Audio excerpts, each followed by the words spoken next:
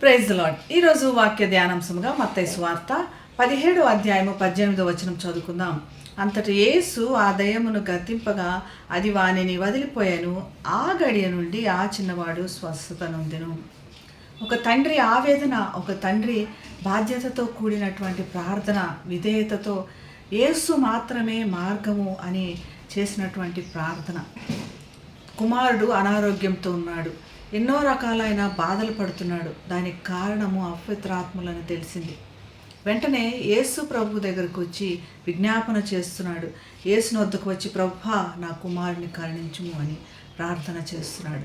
యేసు మాత్రమే మనకి జవాబు ఇవ్వగలడు. తను ప్రార్థన చేసిన వెంటనే యేసు ప్రభు తనకు స్వస్థత, తన కుమారునికి స్వస్థత అనుగ్రహించినట్లు చూస్తున్నాం.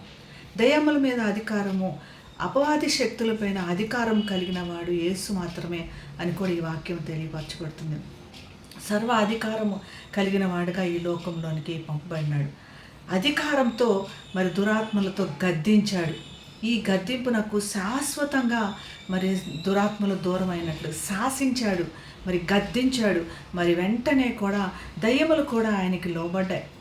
దయ్యములు కూడా పారిపోయి మరి స్వస్థత బిడ్డకి అనుగ్రహించబడినట్లుగా ఉంది.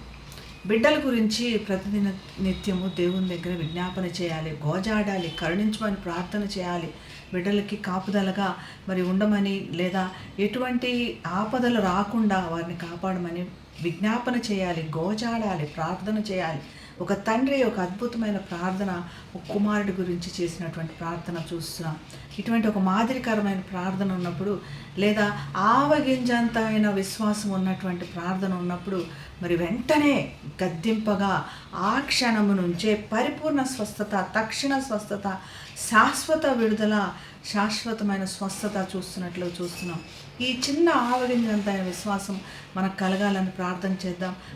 అటువంటి విధంగానే మన ప్రతి సమస్యలకు కూడా పరిపూర్ణ స్వస్థత, తక్షణ స్వస్థత, శాశ్వతమైన విడుదల, పరిపూర్ణమైన విడుదల దేవుడు మనందరికీ అనుగ్రహించును గాక. ప్రార్థన చేసుకుందాం.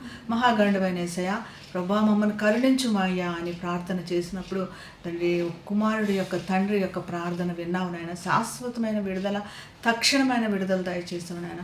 ఈ దినం మేము కూడా ఈ వాక్యం ఎత్తిపెట్టి నీ యొక్క దీవెనలు పొందుకుంటున్నాం ప్రభా. తక్షణమైన విడుదల, శాశ్వతమైన ఆశీర్వాదం, శాశ్వతమైన పరిష్కారం ప్రకటిస్తూ యేసు నామములో ప్రార్థిస్తున్నాం తండ్రి. ఆమేన్. Have a blessed day. God bless you.